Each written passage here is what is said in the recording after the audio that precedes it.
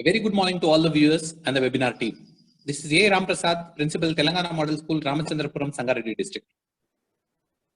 It's my privilege to introduce Mrs. A.L. Bharati, Postgraduate Teacher in Political Science from Telangana Model School, Jinnaram, Sangareddy District. She has a vast experience in teaching. She has done her master's degree from Usman University and she's pursuing her PhD. She has done her B.Ed from Andhra Mahila Sabha, Hyderabad. She is in Telangana Model Schools since 2013. She has conducted so many sessions for intermediate students so far. We look forward for another session from her. The session which she is going to conduct today is on election system in India. So over to Mrs. Bharati for conducting her session. Thank you, Ram Prasad sir. Good afternoon, students. Welcome back to the series of webinars in political science. Today, we are going to take up chapter 7, that is election system in India. Okay, you already studied about election system during your 10th standard. So this lesson will be like a continuation to what you already learned in your 10th standard. So let's get started.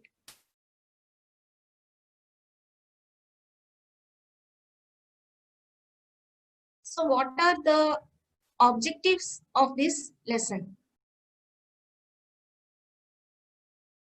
The lesson is intended to help you all understand how elections form an integral part of democracy, why conducting elections in India is a Herculean task, constitutional and statutory provisions on elections, composition, powers and functions of the Election Commission, importance of National Voters' Day, EVMs, NOTA and VVPAT, electoral forms, etc.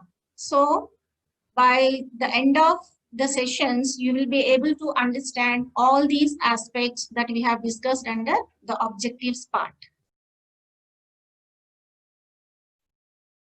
So, India is one of the largest working democracies in the world with a population of over 80 crore having the right to vote. One of the largest working democracies. Can you name some other democracies in the world? For example, USA, England, Canada, Switzerland. All these countries are democratic countries. India is also one of the largest working democracies in the world. Our total population is around 130 crores, and out of that, 80 crore population is having the right to vote. Imagine the number of voters in our country. It is 80 crore. Okay. India has successfully conducted 17 general elections to Lok Sabha so far. It has also organized numerous state legislative assembly and other elections. Last year, the country went to polls, that is 17th general elections took place in the year 2019, and it took place in the very recent past. You all have memories of it, right? Apart from conducting elections to Lok Sabha, it has also organized numerous state legislative assembly and other elections in the country. Okay, so we have so many states in the country, and every 5 years the states go to polls. In a democracy, elections are a means to ensure a smooth transfer of power from one government to another. In this single sentence, you can understand the importance attached to elections in a democratic country like India. Okay, elections are a means to ensure a smooth transfer of power. Every 5 years, every 5th year, the country goes to polls and the voters give a fresh mandate, thereby ensuring the smooth transfer of power from one government to another. As a result, holding elections in a free, fair, and impartial manner is a requisite to strengthen democracy. So elections are very important in a democratic country as they ensure a smooth transfer of power. Holding elections is also very important because we have understood here in this sentence have explained how they help a smooth transfer of power. So for that, elections should be conducted in a proper way, in a free, fair, and impartial manner. Then only we can say that we have a proper democracy in the country.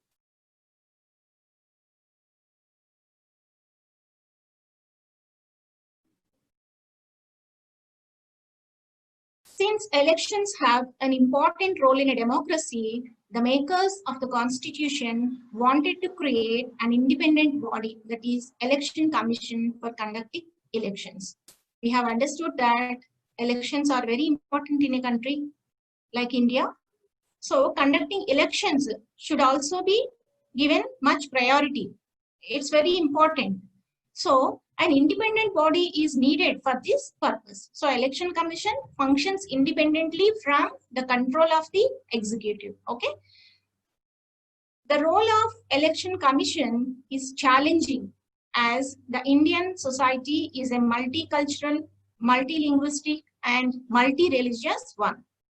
Election Commission's role is very challenging because in a country or Indian subcontinent has a lot of variety in terms of culture, in terms of languages, and in terms of religions followed by the people. So keeping all these factors in mind, the Election Commission has to function. So this is really a very big challenge for the Commission. Despite the challenges, the Election Commission has been making relentless efforts in conducting free and fair elections. So even though there are many challenges, the Election Commission is devising its own ways and means to counter those challenges. For example, the Election Commission doesn't want any voter to be left behind. It wants all the eligible voters to take part in the elections. For example, there will be many people with disabilities. So the Election Commission is making very good arrangements for all those people to come to the polling booths and cast their vote. So it is making, what I mean to say when I use the word relentless efforts is, it is trying to make each and every voter a part of the election process. Okay, that is a very big challenge. It's a very big challenge because it involves a huge expenditure and the support of the bureaucracy and also the motivation of the people. The major challenges faced by the Election Commission are, since we are talking about the challenges, let us have a look at the type of challenges that it is encountering. Excessive use of money by political parties in elections. So I need not tell you much about this. You are all aware during the time of elections, whenever there are checkings at the checkposts, you will see the vehicles carrying money in huge amounts during the time of elections. That is all illegal money being used by the political parties and their candidates to distribute and buy the votes. Criminal elements entering the fray. If you look at the history of the candidates, because every candidate has to submit an affidavit showing his assets and criminal records if there are any. Okay, so many candidates have criminal history. Many cases are pending against them in different police stations. So criminals are also taking part in the politics. So that is also a very big challenge for the commission. So workers of political parties resorting to violence. You also know very well about this. During the time of elections, just before the polls and all, you can see workers belonging to different political parties fighting with each other. Sometimes they manhandle other political party workers. Sometimes they will physically eliminate them or threaten them. All these things are taking place. Okay, so these aspects are very important, and the commission has to face them effectively.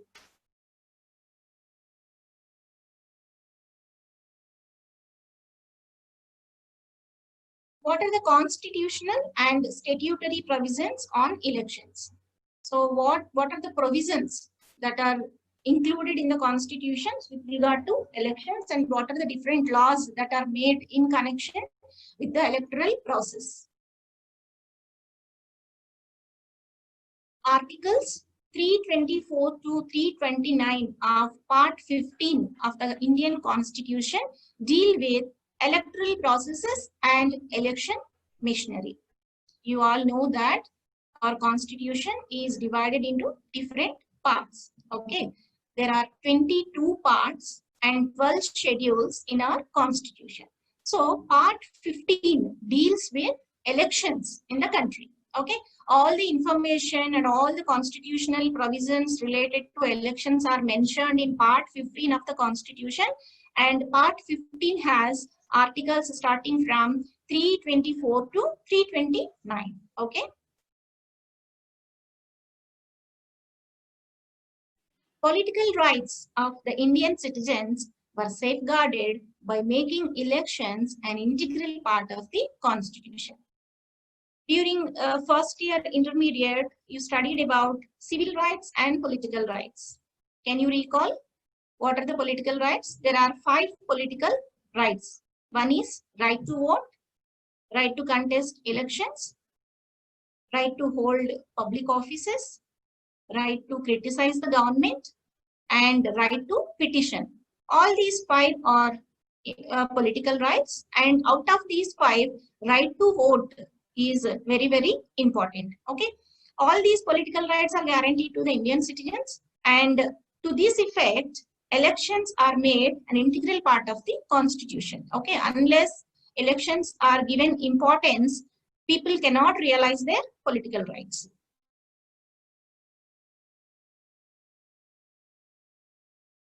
As I told you, Part 15 of the Constitution deals with the electoral process, and it includes Articles 324 to 329. Now let us learn what Article 324 says. It talks about the composition of the Central Election Commission. Okay, the Election Commission is in charge of conducting elections. So 324 talks about the composition. Okay, how many members are there in the Central Election Commission? The Central Election Commission is constituted with the Chief Election Commissioner and other election commissioners. There is one Chief Election Commissioner and 2 other election commissioners. Actually, this number is not specified. One Chief Election Commissioner plus other election commissioners who are appointed by the President. This is what the article says. But right now we have one Chief Election Commissioner and 2 other election commissioners. So total there are 3 commissioners in the Central Election Commission. Then who appoints the members of the Election Commission? President appoints the members of the Election Commission. You studied about the powers of the President, right? There are ordinary powers and emergency powers. So appointment, all the appointments, important appointments made by the President come under the executive powers of the President, which falls under the ordinary powers category of the President. So all the appointments made by the President come under executive powers of the President.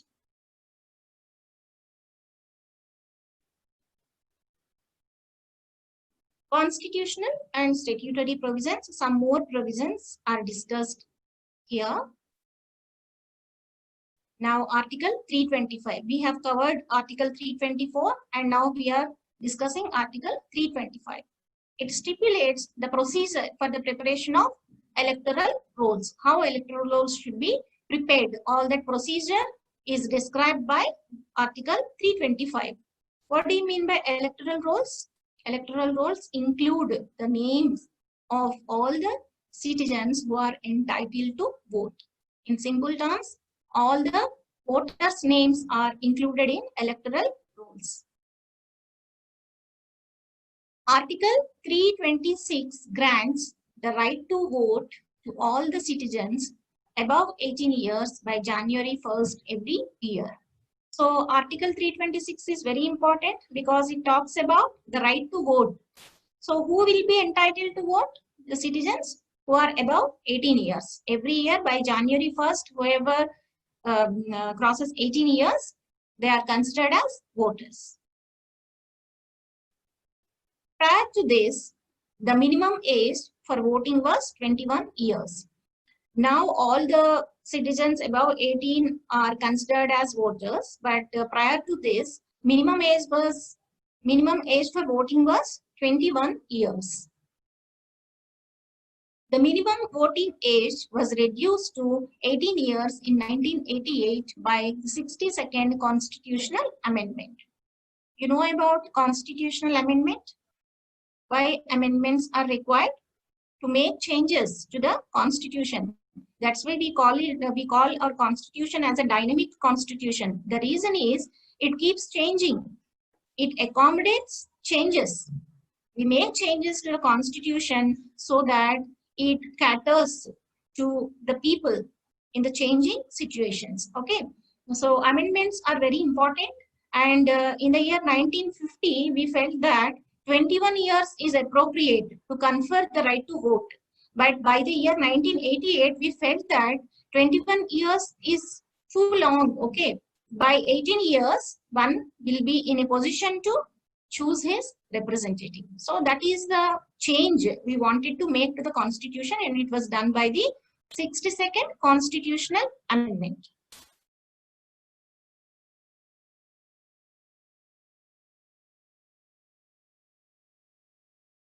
Constitutional and statutory provisions on elections.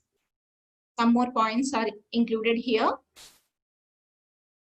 Article 327 and 328 vested the powers of making laws related to elections on parliament and state legislatures. Okay, if you want to conduct the elections in a proper way, certain laws should be made with regard to that, right? So who will make those laws? Both parliament and state legislatures can make laws on laws related to elections. Accordingly, the parliament passed two major enactments on elections. These are the Representation of People Act 1950 and the Representation of People Act 1951. So Parliament made two laws. One is Representation of People Act 1950 and then 1951. These two are made by the Parliament.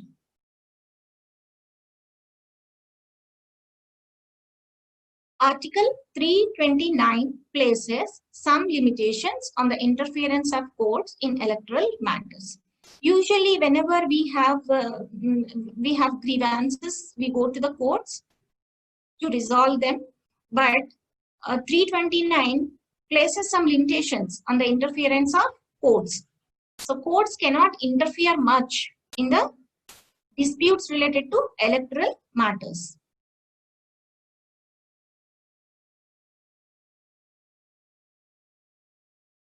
So what are the major principles related to the electoral process in India? The Constitution of India makes the Election Commission responsible for conducting elections in a free, fair and impartial manner. We have learned that elections are very important in a democratic country. Because of elections only, there will be a smooth transfer of power. Since they are very important, there should be an independent body to take care of the elections. And not only just conducting the elections, but they have to conduct the elections in a free, fair and impartial manner. Okay. So Election Commission has been given the responsibility of doing this job. Elections are held for Lok Sabha and state legislative assemblies on the principle of single member territorial constituency. Okay, what do you mean by single member territorial constituency? For the purpose of elections, the entire state is divided into a number of Lok Sabha constituencies, and state is divided into a number of legislative assembly constituencies. Okay, so from each constituency, one member will be selected and sent to the Lok Sabha. Okay, many candidates will compete from different political parties, but the winner, only one selected member will be sent to the Lok Sabha. I mean, the winner of the elections will be sent to Lok Sabha. So at present, there are 543 parliamentary constituencies in our country. So that means 543 members will be elected by the people and they will go to the Lok Sabha. Telangana has 119 assembly constituencies. Certain percentage of seats are reserved for SCs and STs. Out of these seats, 543 and 119, some seats are reserved for SCs and STs. Some constituencies are meant for SCs and some are meant for STs. From those constituencies, members from other communities cannot contest.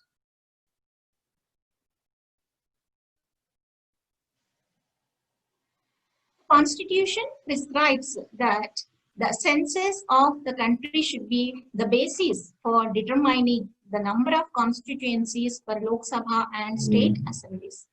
The census of the country, you know about census, means the population, to know the exact number of the population and different aspects related to the population are known by the census. So every 10 years we have census in the country. When is the last census? In the year 2011. Okay, so it should be the basis for determining the number of constituencies for Lok Sabha and state assemblies. The Constitution provides for the setting up of a delimitation commission.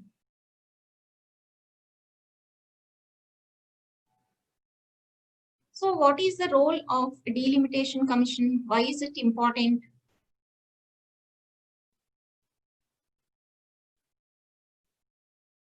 The main task of the delimitation commission is to redraw the boundaries of various state assemblies and Lok Sabha constituencies on the basis of the recent census. So what is the main work of the delimitation commission? To redraw the boundaries of various state assemblies and Lok Sabha constituencies. So there will be some kind of changes in the boundaries of the existing constituencies will undergo some changes. Okay, so on the basis of the recent census.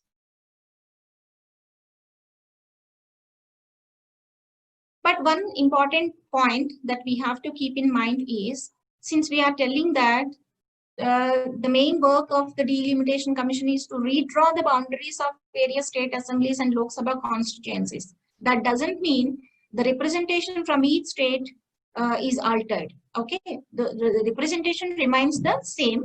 It is not changed during this process. Then what changes?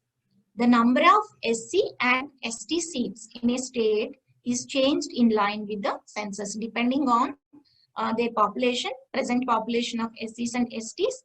Their number of SC and ST seats will be changed. So this is an important point that we have to keep in mind. The present delimitation of the constituencies is done on the basis of the 2001 census. This is not the most recent census. After 2001, we had another census in 2011 also, but this was taken, 2001 census was taken as the basis, and they have decided not to change it until 2026. After 2026, the first census conducted after 2026 will be taken as the basis for delimitation of the constituencies again. Okay, so at present, delimitation is done on the basis of 2001 census. The Delimitation Commission is also known as the Boundary Commission. Why is it called a Boundary Commission? Because it redraws the boundaries of various state assemblies and Lok Sabha constituencies.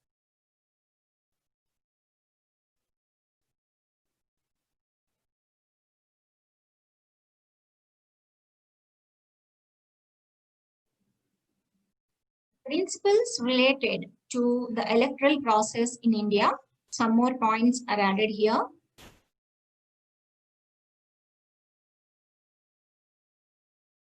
The Parliament of India has the authority to make laws on all matters pertaining to elections. We already discussed about the Representation of People Act 1950 and 51. State legislatures too can make laws on electoral matters without violating the central laws. As I told you, the Constitution empowers both Parliament and state legislatures to make laws on electoral matters. Okay. Then what happens if Parliament and state legislatures make law on a particular aspect and both contradict with each other? Suppose there is an aspect related to elections, and Parliament also made a law on that, and state legislatures also made laws on that. Both are contradictory. In that case, what happens?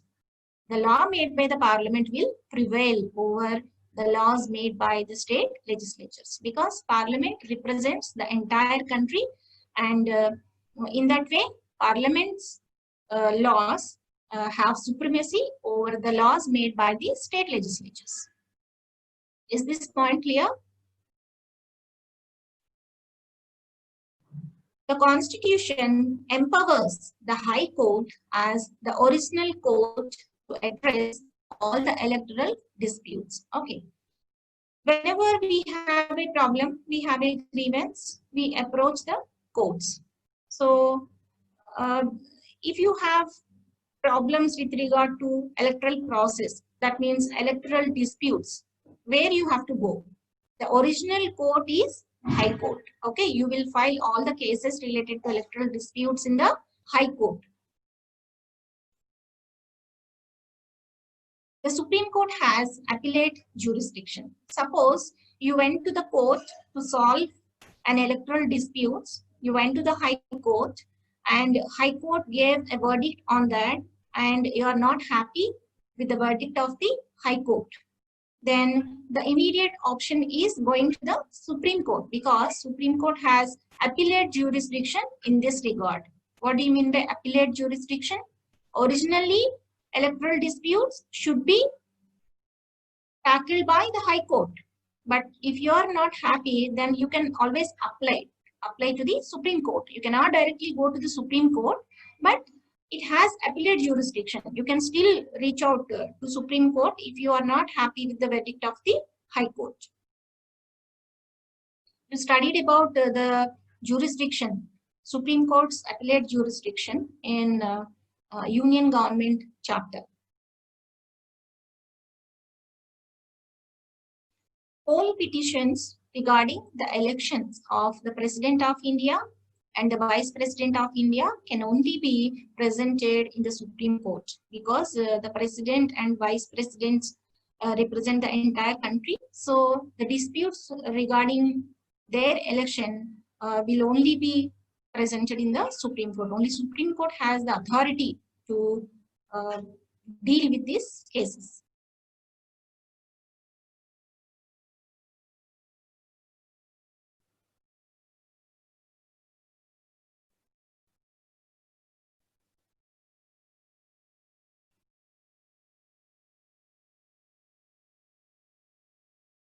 The Indian Constitution guarantees universal adult franchise to citizens above 18 years. Okay. So what is so great about it? When you are studying about the salient features of the Indian Constitution, you must have come across this feature, universal adult franchise, because it is very important, and we are very proud to say that Indian Constitution from its inception extended this right to franchise to all the eligible people, okay, irrespective of caste, religion, region, gender, etc. Okay, so this franchise is very important because it gives you a chance to participate in the political process. If you look at the history of other countries, for example, if you take the case of France, you studied about French Revolution, right? People were asking about political rights, and they had a universal declaration of rights. So, were it really universal? No, because the rights were not guaranteed to all the people of the country. Only some taxpayers were given the right to vote. But here in India, we extended the right to vote to all the people, whether they are paying taxes or not, whether they are rich or poor, whether they belong to a particular region or some other region.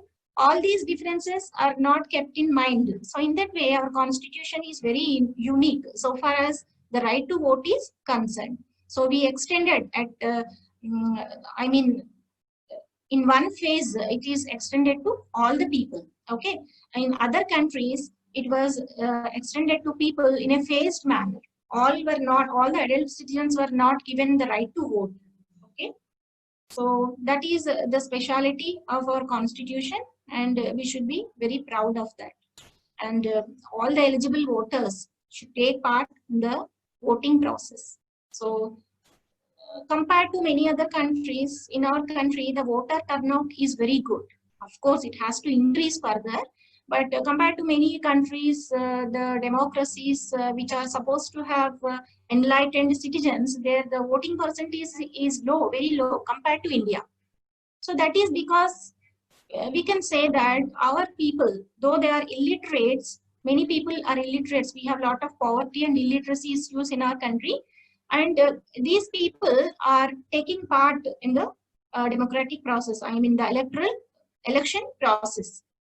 On the day of poll, you can see the pictures of many disabled persons, old persons coming to the booths with the help of their kith and kin and casting the vote. That really shows the spirit of our voters. Okay, so that is what I wanted to convey through this picture.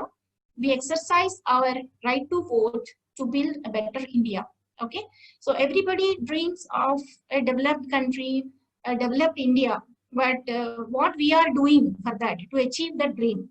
So let us the first step is to elect the right candidates in the elections. Okay, so participation and then electing the right candidate is very important. Okay.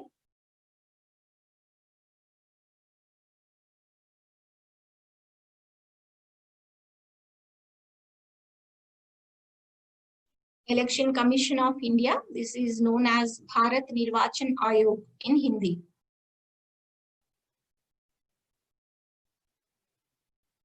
The Election Commission of India came into existence on January 25th, 1950. Exactly one day before the Constitution came into force. At present, the Central Election Commission consists of a Chief Election Commissioner and 2 other election commissioners. So total there are 3 election commissioners in the Election Commission now. The Chief Election Commissioner is the chairman of the Election Commission. Okay. The President appoints the Chief Election Commissioner and also the other election commissioners. The tenure of the Chief Election Commissioner is 6 years, but he remains in office during the pleasure of the President. It is either 6 years or 65 years of age, whichever is earlier. But just see this condition here. But he remains in office during the pleasure of the President. That means even before he completes his 6-year tenure, he can be removed by the president. But that happens under exceptional circumstances. It is not a usual or regular phenomenon.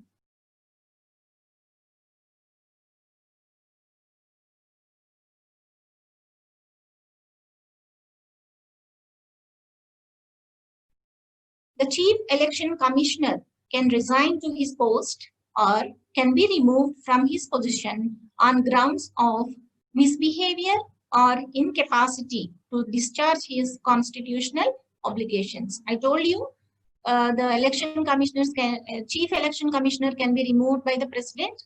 If he's going to be removed, on what grounds he will be removed?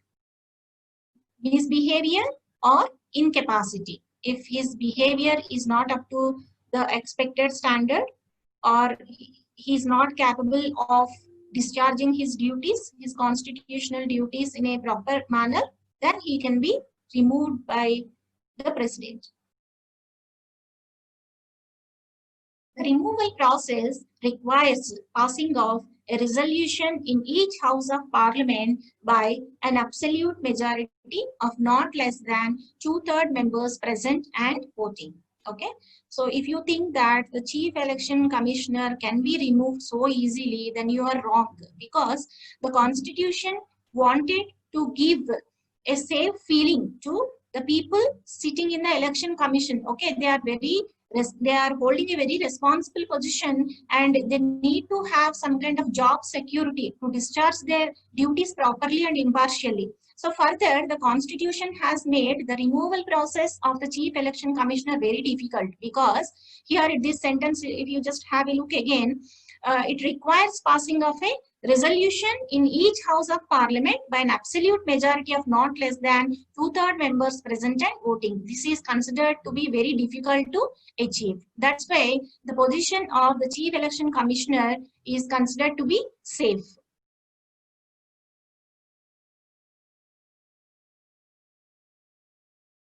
I just want to ask you one question: why the Parliament has made it? Why the Constitution has made the removal process so difficult? Because the executive cannot put pressure on the Chief Election Commissioner to act according to their wishes. Okay, so to ensure independence of the commissioner, this was done. Other election commissioners shall not be removed by the president. President cannot remove the other election commissioners. He has the power to remove the Chief Election Commissioner only. Suppose if the other election commissioners are not competent, then how they can be removed? The Chief Election Commissioner has to give recommendations to the president to remove a particular election commissioner. This happened in the history of our country once. As of now, no Chief Election Commissioner is removed, but one Chief Election Commissioner by name Mr. Gopalaswamy gave a recommendation to the then President Mrs. Pratibha Patil to remove one of his colleagues, because the Chief Election Commissioner felt that the other election commissioner, if I'm not wrong, his name is Naveen Chawla. He was acting in favor of a particular political party. So on those grounds, the Chief Election Commissioner wanted the president to remove him. But this did not take place.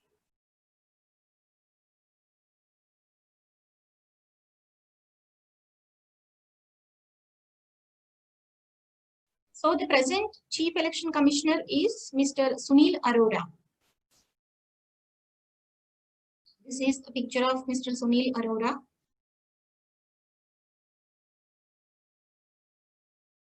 So let us have a look at the present election commissioners.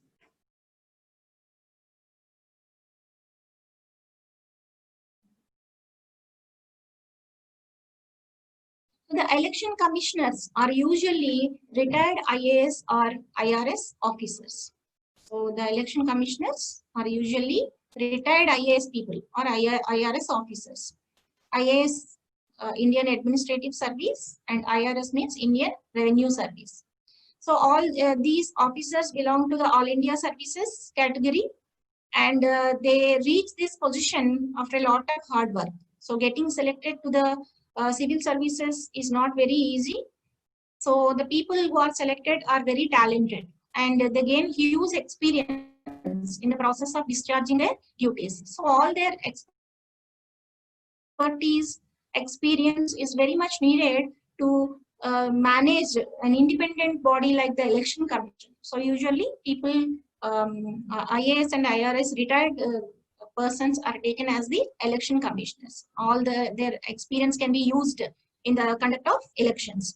Sunil Arora is the current, he's the 23rd Chief Election Commissioner of India. He's a retired 1980 batch IAS officer of Rajasthan cadre. He was selected to the All India Services from Rajasthan. Okay. Sunil Arora is also the chairman for Association of World Election Bodies.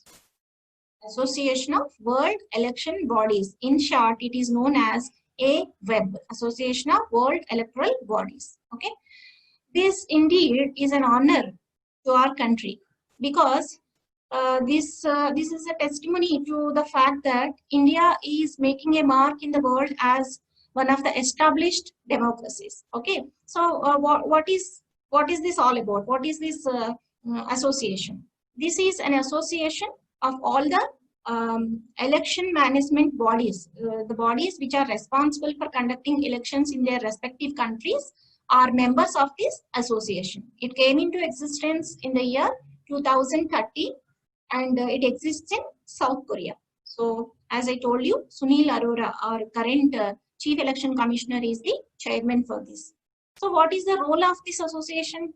It gives some kind of assistance to the countries conducting elections, okay, and it gives lot of support in terms of the process to bring awareness among the people regarding the elections.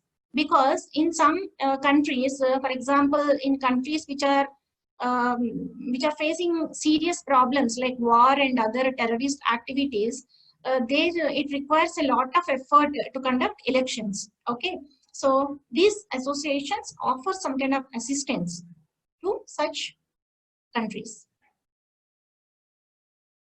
The other two election commissioners are Rajiv Kumar and Sushil Chandra. The decisions of the commission are taken by a majority vote. Remember this point. The decisions of the commission are taken by a majority vote. I'll explain this point. I'll come back to this.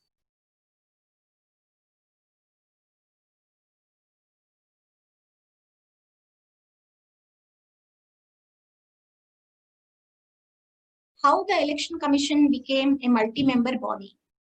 So what do you mean by a multi-member body? In the Election Commission, there are 3 commissioners, right? 1 Chief Election Commissioner and other 2 election commissioners. So how it became a multi-member body? Was it the same from the beginning? Let us check.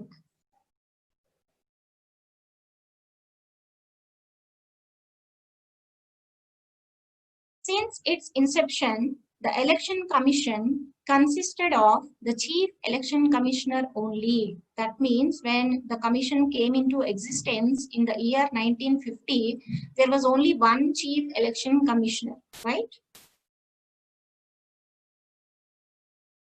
Just before the 9th general election, the Congress I government appointed 2 more commissioners on 16th October 1989, making it a multi-member commission.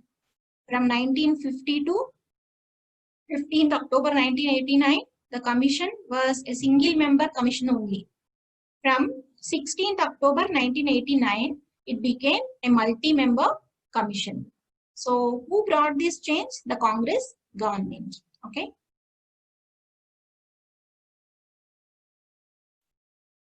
On assuming charge, the National Front government again made it a single-member body with effect from 2nd January 1990. Now let us get back to this point again. And one more point, I told you in the previous slide that the decisions in the commission are taken by a majority vote. Why the question of majority vote comes? Because there are 3 commissioners in the commission, right? So why this is important? See this change made by the Congress government. It introduced 2 more. It added 2 more commissioners to the commission, making it a multi-member commission. But what is the significance of this? The significance is Congress government wanted to put a check to the powers of the Chief Election Commissioner. So after adding 2 more members to the commission, now what happens? The decision has to be taken by a majority vote, and it reduces the powers of the Chief Election Commissioner. Did you understand this? That means the critics, after going through these changes in the Election Commission, pointed out that this is deliberately done to reduce the importance of the Chief Election Commissioners in taking radical decisions or the required decisions. Maybe the Congress government felt that the Chief Election Commissioner is exercising his powers without taking into account the considerations raised by, the concerns raised by the political parties. That is the reason why it wanted to put a check to the powers of the Chief Election Commissioner. That means diluting the powers of the Chief Election Commissioner. Okay. So while discussing about the coalition governments, we discussed about National Front government under VP Singh. So after coming to power, the National Front government again made it a single member body from 2nd January to 1990. Okay, it just reversed the arrangements made by the Congress government. On first, again, see the developments. Now we are talking about the year 1993. On 1st October 1993, the government brought out an ordinance. It became an act subsequently to provide for the appointment of 2 election commissioners. You know about ordinance. President brings out ordinance when the parliament is not in session. Okay. So within 6 months, the ordinance has to become a law, an act. So accordingly, it became an act subsequently to provide for the appointment of 2 election commissioners. Okay, again, Congress government, 1993, Congress government came to power, and it brought back the original decision of the Congress government in the year 1989, and again made it a multi-member commission by appointing 2 election commissioners. So thereby they made some amendments to the constitution. The provisions of the ordinance were challenged in the Supreme Court by the then Chief Election Commissioner, Mr. T.N. Seshan. The Apex Court gave certain directions and upheld the validity of the Act. The provisions of the ordinance. So Mr. T.N. Seshan was the Chief Election Commissioner at that time, and he had some problems with the provisions of the ordinance. The provisions related to the distribution of work and some other responsibilities that were transferred to the election commissioners, that means his colleagues. All these provisions were not liked by Mr. T.N. Seshan. He felt that this ordinance was brought out to reduce his powers, the powers of the Chief Election Commissioner. So he challenged this in the court, and that case is known as T.N. Seshan versus Government of India, a very famous case. So finally, the court gave certain directions in this regard and upheld the validity of the act. That means the court gave its decision in favor of the appointment of 2 election commissioners. That is how it became a multi-member body. Okay. So did you understand the changes here? First, in the beginning, it was a single member body. Only Chief Election Commissioner was there. And in the year 1989, it became a multi-member body. And again in the year 1990, National Front government made it a single member body. And again in the year 1993, the Congress government made it a multi-member body. Okay, that is how the changes took place. And right now it is a multi-member body. As I told you, Sunil Arora is the Chief Election Commissioner, and there are 2 other election commissioners.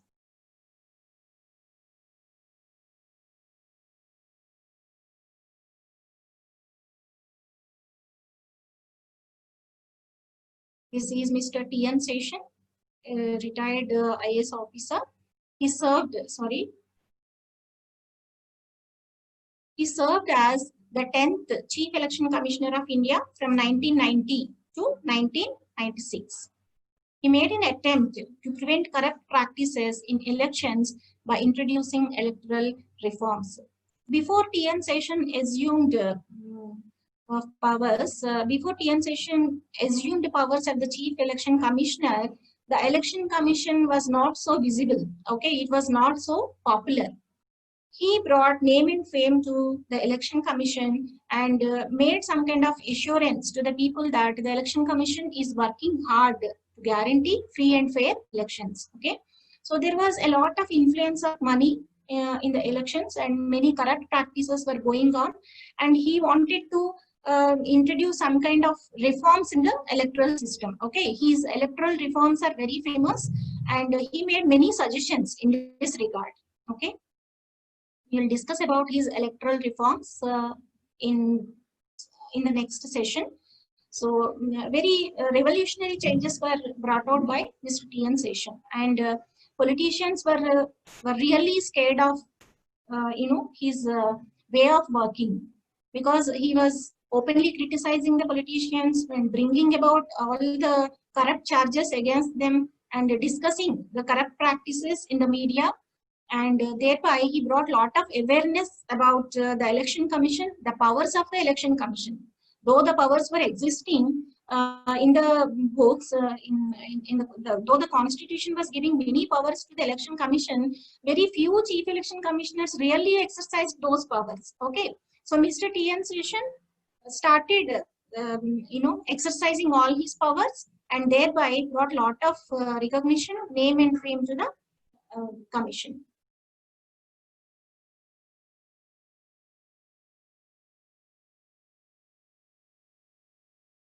So every year, National Voters' Day is celebrated on 25th January. You can see the voters standing in a queue to cast their vote. What do you see in their hands? This is EPIC card, photo identity card of the candidate, the voters. Okay. So regarding this, we will discuss in the next session.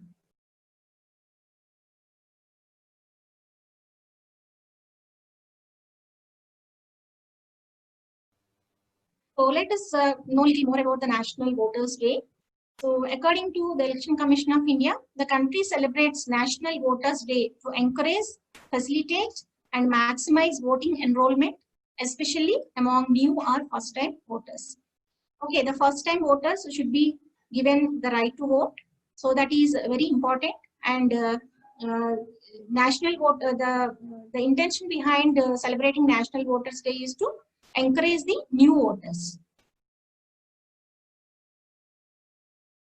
So on this day, ECI increases awareness among voters about the importance of elections to promote informed participation in the electoral process. Okay, so informed participation. You are participating in the elections, but you should have a proper information about your choices, about all the process that is involved in elections. During National Voters' Day functions, ECI hands over electoral photo identity cards, that is EPIC cards, which you saw in the previous slide. The voters were holding the EPIC cards in their hands. ECI hands over electoral photo identity cards. In short, they are called EPIC cards to new voters or first-time electorate. So this is the significance of National Voters' Day. And if you remember, in schools and colleges also, we take National Voters' Day pledge.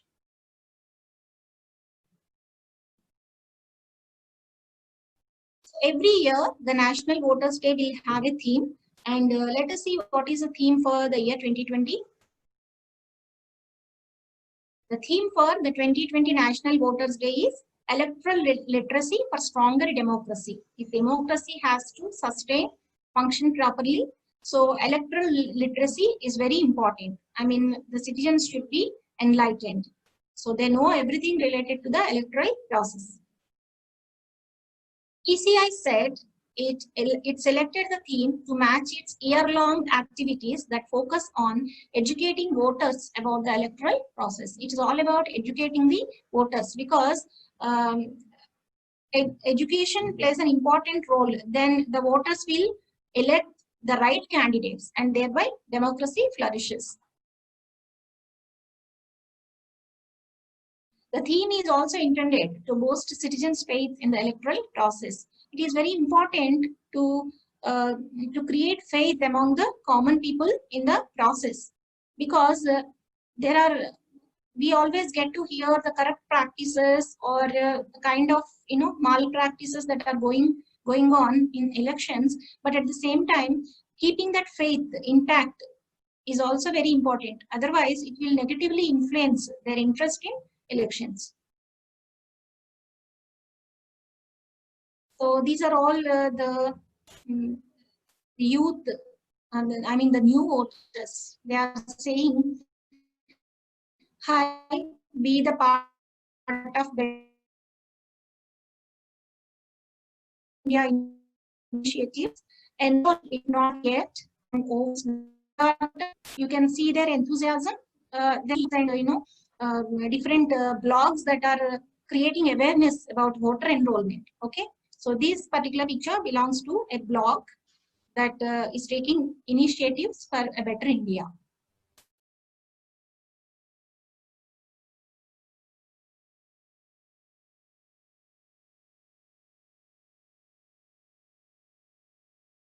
So these are the children. They are the future citizens of this country. And they say, we look forward to exercise our franchise, right?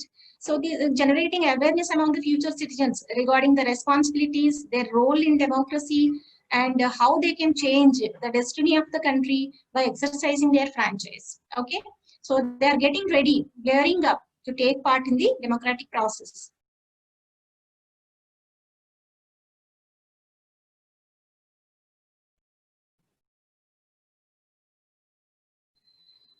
It recognizes political parties. We are discussing about the powers and functions of the Election Commission.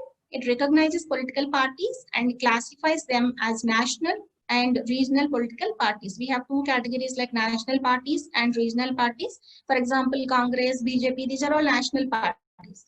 And Trinamool Congress, TRS, TDP, DMK, these are all regional political parties. It gives recognition to these political parties. It allots electoral symbols to the parties, because electoral symbol is very important. Symbols are very important to the political parties, because through the symbol only people recognize the political party. Okay, so allotting the symbol to a particular party is the responsibility of Election Commission.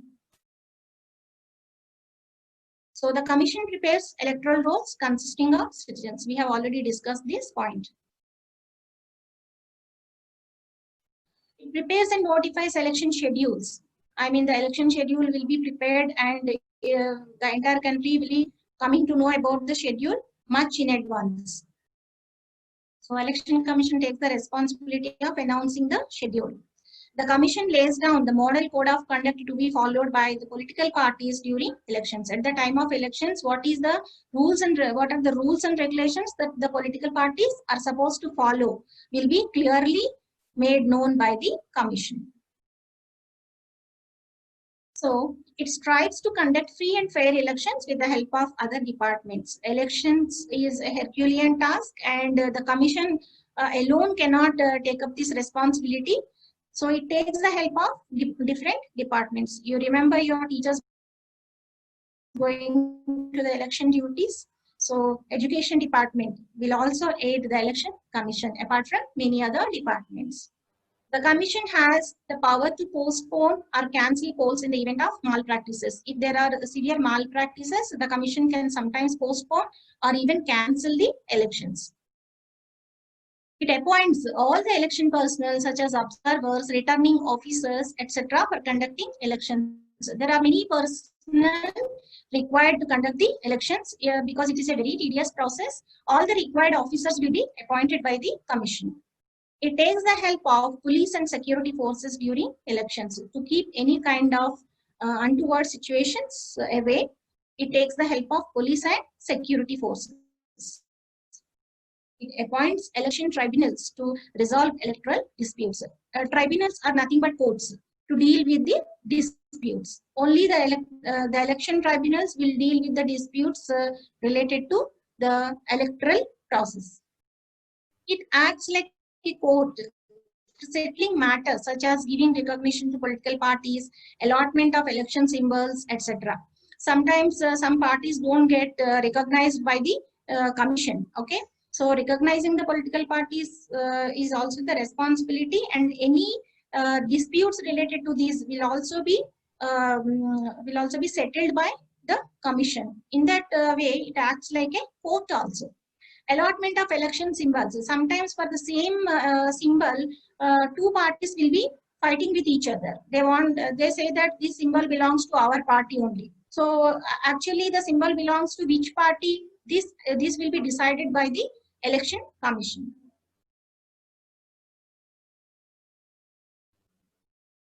So let's have a recapitulation of the session. India has successfully conducted 17 general elections to Lok Sabha so far. And holding elections in a free, fair, and impartial manner is a requisite to strengthen democracy. The makers of the Constitution wanted to create an independent body, that is Election Commission, for conducting elections. The major challenges faced by the Election Commission are excessive use of money, criminal elements, and violence. Article 327 and 328 vested the powers of making laws related to elections on Parliament and state legislatures. Elections are held for Lok Sabha and state legislative assemblies on the principle of single-member territorial constituency. The Constitution provides for the setting up of a delimitation commission. So these are the points that we have covered in today's session. So you have to improve your learning by preparing answers for the given questions, that is, describe the composition, powers, and functions of the Election Commission of India, and when is National Voters' Day observed, and what is its significance, what is Model Code of Conduct.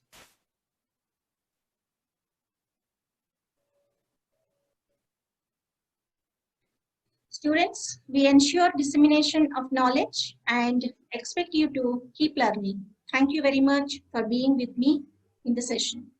Thank you. Over to you, Ram Prasad, sir. Yeah, Mrs. Bharati, you gave a wonderful session. It was actually that gave adequate knowledge of Election Commission of India, its roles, powers, and the importance. So the role of Election Commission in strengthening the Indian democracy. So it was a wonderful session. So certainly this will be useful for all the students, not just for passing intermediate examinations, but also for subsequent competitive examinations. Okay, ma'am. Thank you very much. It was a wonderful session, ma'am. Thank you very much, sir.